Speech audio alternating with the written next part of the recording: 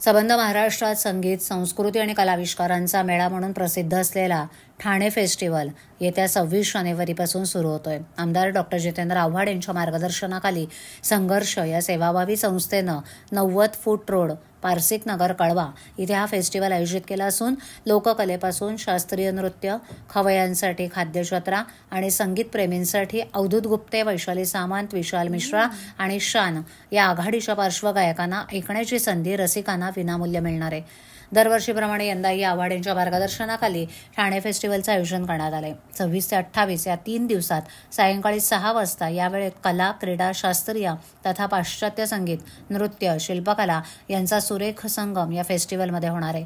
पहिल्याच दिवशी म्हणजे 26 जानेवारी रोजी अवधूत गुप्ते आणि वैशाली सामंत यांची जुगलबंदी रसिकांना ऐकता येणार आहे.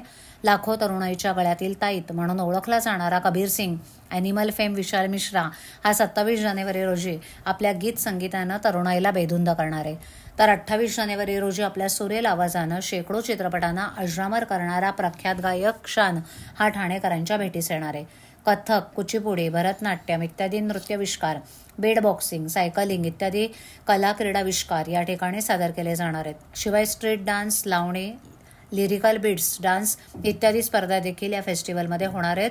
तर खवय्यांसाठी विशेष खाद्य स्टॉल्स लावले जाणार असून त्या ठिकाणी मालवणी, पंजाबी, चायनीज, कोल्हापुरी, खानदेशी, वराडी, वैदर्भीय खाद्यपदार्थांची रेलचेल असेल.